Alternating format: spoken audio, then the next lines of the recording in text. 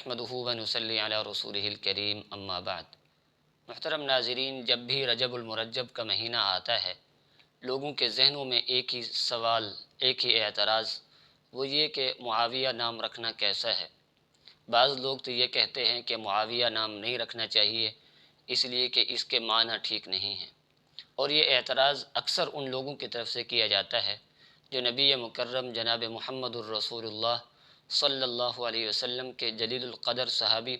حضرت امیر معاویہ رضی اللہ تعالی عنہ کا بغض اپنے دل میں رکھتے ہیں۔ ان کی دیکھا دیکھی پھر عام لوگوں کے ذہنوں میں بھی یہی شبہ پیدا ہونا شروع ہو جاتا ہے، وہ بھی سمجھنا شروع کر دیتے ہیں کہ شاید معاویہ کے معنی ٹھیک نہیں ہیں، اس لیے یہ نام نہیں رکھنا چاہیے۔ تو آج کی اس ویڈیو میں اس مسئلے کی مکمل وضاحت کی جائے گی۔ مجھے امید ہے اگر آپ اس ویڈیو کو مکمل توجہ کے ساتھ دیکھیں گے، اگر آپ کے ذہن میں یہ سوال ہے تو آپ کا سوال انشاءاللہ دور ہو جائے گا۔ ویڈیو کی جانب بڑھنے سے پہلے آپ سے ایک ہی درخواست ہے، چینل پر نئے ہیں تو چینل کو لازمی سبسکرائب کر لیں، اور اگر ویڈیو اچھی لگے تو دوستوں تک بھی اس کو لازمی شیئر کرنا ہے۔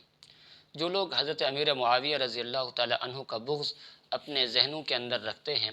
ان کی طرف سے پہلا اعتراض یہ بھی کیا جاتا ہے کہ معاویہ کے فضائل میں کوئی بھی حدیث وارد نہیں ہوئی، کوئی بھی حدیث ان کی فضیلت کے اندر آپ علیہ الصلاۃ والسلام نے بیان نہیں فرمائی۔ تو ان کی خدمت میں عرض ہے کہ حضرت امیر معاویہ رضی اللہ تعالی عنہ کے فضائل کے متعلق اگر کوئی بھی حدیث نہ ہو تو ہمارے لیے تو صرف اتنا بات ہی کافی ہے کہ وہ جناب محمد الرسول اللہ صلی اللہ علیہ وسلم کا صحابی ہے، اور وہ صحابی جنہوں نے وحی خدا کو لکھا ہے اور وحی کا علم آپ صلی اللہ علیہ وسلم نے ان کے سپرد کیا۔ جو بھی کاتبین وحی تھے ان میں حضرت امیر معاویہ رضی اللہ تعالیٰ عنہ کا نام بھی آتا ہے۔ تو ہمارے لیے اتنا بات ہی کافی ہے، اگر آپ کی بات مان لیں کہ ان کی فضیلت میں کوئی بھی حدیث نہیں ہے تو تب بھی ہمارے لیے، مسلمانوں کے لیے اتنا بات کافی ہے کہ وہ نبی مکرم کا صحابی رسول ہے۔ دوسرا یہ کہ ان کی نبی کریم صلی اللہ علیہ وسلم کے ساتھ بہت قریب کی رشتہ داری ہے۔ رشتے میں حضرت امیر معاویہ رضی اللہ تعالی عنہ جناب محمد الرسول اللہ صلی اللہ علیہ وسلم کے صالح ہیں، کیونکہ حضرت امیر معاویہ رضی اللہ تعالی عنہ کی بہن حضرت ام حبیبہ رضی اللہ تعالی عنہ یہ آپ علیہ الصلاۃ والسلام کی زوجہ مطہرہ ہیں، اور آپ جانتے ہیں کہ نبی کریم صلی اللہ علیہ وسلم نے نکاح اپنی مرضی سے نہیں کیے بلکہ اللہ کے حکم سے کیے ہیں۔ تو حضرت ام حبیبہ سے بھی نکاح اللہ کے حکم سے ہی کیا ہوگا، اور یہ آپ صلی اللہ علیہ وسلم کے ساتھ بہت قریبی رشتہ داری کی وجہ سے بھی ہمارے لیے ان کا احترام ضروری بنتا ہے۔ اور جہاں تک روایات کا تعلق ہے تو سینکڑوں روایات حضرت امیر معاویہ رضی اللہ تعالی عنہ کی فضیلت میں وارد ہوئی ہیں۔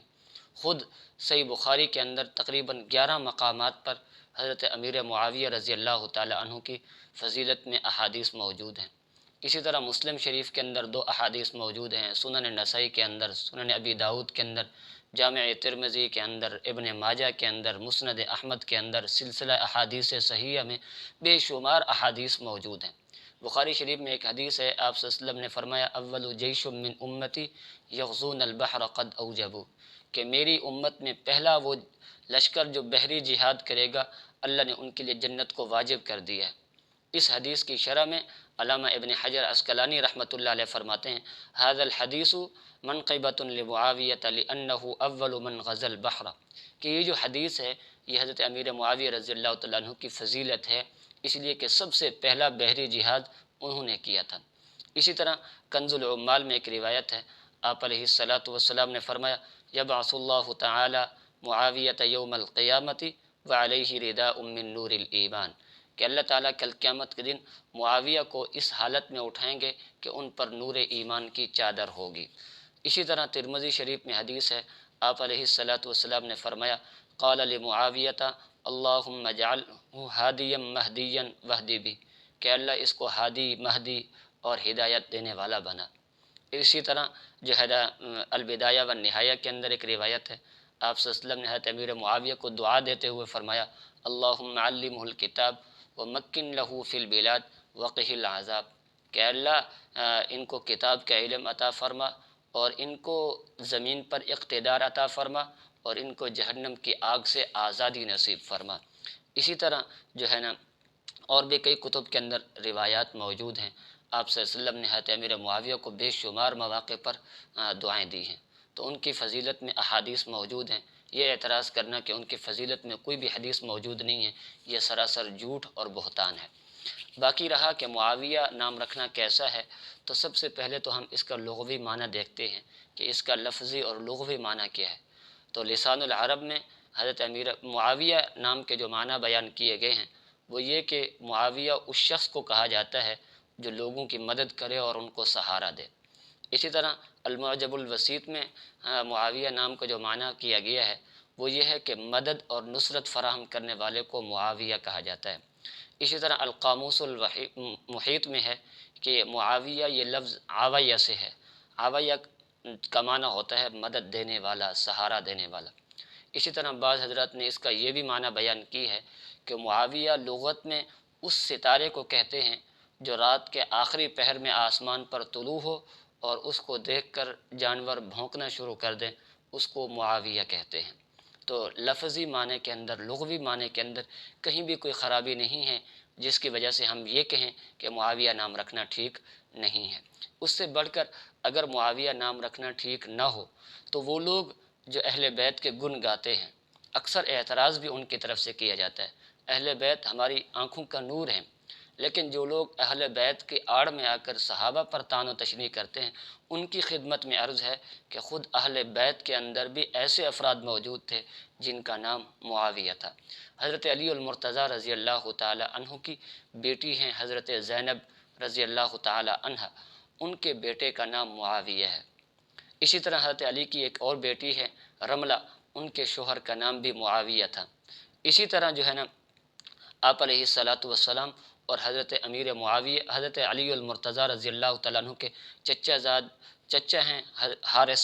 ان کے بیٹے کا نام ہے نوفل، اور نوفل کے بیٹے کا نام معاویہ ہے۔ تو معلوم ہوا کہ معاویہ نام یہ اہل بیت کے افراد کے اندر بھی موجود تھا۔ اور اسی طرح حضرت جعفر طیار، وہ بتا چکا ہوں، حضرت زینب رضی اللہ تعالیٰ عنہ، ان کے بیٹے کا نکاح عبداللہ کا زینب سے ہوا اور ان سے جو بیٹا پیدا ہوا اس کا نام معاویہ تھا۔ تو اہل بیت کے خود افراد کے اندر معاویہ نام کے لوگ موجود ہیں، تو پھر یہ اعتراض اگر حضرت معاویہ کی شخصیت پر کیا جا سکتا ہے تو اہل بیت کے ان افراد پر ہی کیا جا سکتا ہے۔ تیسری بات یہ ہے کہ اگر معاویہ نام کے معنی ٹھیک نہیں تھے تو یہاں دو صورتیں ہیں، یا تو آپ صلی اللہ علیہ وسلم کو اس کا بھی پتہ ہوگا کہ معاویہ نام کے معنی ٹھیک نہیں ہے اور آپ صلی اللہ علیہ وسلم نے حضرت امیر معاویہ کا نام تبدیل نہیں کیا، تو نعوذ باللہ ثم نعوذ باللہ آپ صلی اللہ علیہ وسلم کی طرف خیانت کی نسبت ہوتی ہے۔ اور اگر آپ کہیں کہ آپ صلی اللہ علیہ وسلم کو معلوم نہیں تھا تو آپ علیہ الصلاۃ والسلام کی طرف نعوذ باللہ کم علمی کی نسبت ہوتی ہے۔ تو معلوم ہوا کہ آپ صلی اللہ علیہ وسلم کو بھی حضرت امیر معاویہ نام کے معنی معلوم تھے، اور وہ کوئی غلط معنی نہیں تھے بلکہ اچھے معنی تھے۔ اور اس کی دلیل یہ ہے کہ آپ صلی اللہ علیہ وسلم کے دور میں جو بھی آدمی مسلمان ہوتا، اگر اس کا نام ٹھیک نہ ہوتا، اس کا معنی ٹھیک نہ ہوتا، تو آپ صلی اللہ علیہ وسلم اس کا نام تبدیل کر دیتے تھے۔ اور کئی صحابہ اور صحابیات کے نام ایسے ہیں جن کے نام آپ صلی اللہ علیہ وسلم نے تبدیل کیے، جن میں حضرت ابو ہریرہ رضی اللہ تعالیٰ عنہ کا ذکر آتا ہے۔ ان کا نام جو ہے نا اسلام سے پہلے ان کا نام عبد الشمس تھا، جب اسلام لائے تو آپ صلی اللہ علیہ وسلم نے ان کا نام عبد الرحمن رکھا۔ اسی طرح حضرت عبداللہ ابن عمر رضی اللہ تعالیٰ عنہ، ان کا پہلے نام تھا عاص کا معنی ہوتا ہے نافرمان، آپ صلی اللہ علیہ وسلم نے نام تبدیل کر کے عبداللہ رکھا۔ اسی طرح حضرت عبداللہ بن مسعود رضی اللہ تعالیٰ عنہ کے بارے میں بھی آتا ہے کہ ان کا نام بعاص تھا، اس کا معنی نافرمان، ان کا نام تبدیل کر کے آپ صلی اللہ علیہ وسلم نے عبداللہ رکھا۔ اسی طرح ایک صحابیہ ہیں، ان کا نام عاصیہ تھا، عاصیہ کا معنی بھی نافرمان بنتا ہے، آپ صلی اللہ علیہ وسلم نے نام تبدیل کر کے ان کا نام جمیلہ رکھا۔ اسی طرح ایک صحابی ہیں، ان کا نام تھا عبد الکعبہ، آپ صلی اللہ علیہ وسلم نے ان کا نام تبدیل کر کے ان کا نام بھی عبداللہ رکھا۔ اسی طرح ایک اور صحابی ہیں جن کا نام تھا حزن کا معنی ہوتا ہے سختی، آپ صلی اللہ علیہ وسلم نے ان کا نام تبدیل کر کے ان کا نام سہل رکھا، سہل کا معنی ہوتا ہے نرمی۔ تو معلوم ہوا کہ معاویہ نام کا معنی غلط نہیں ہے، اگر غلط ہوتے تو آپ علیہ الصلاۃ والسلام اس نام کو بھی تبدیل کر دیتے۔ اللہ رب العزت سمجھنے کی توفیق نصیب فرمائے۔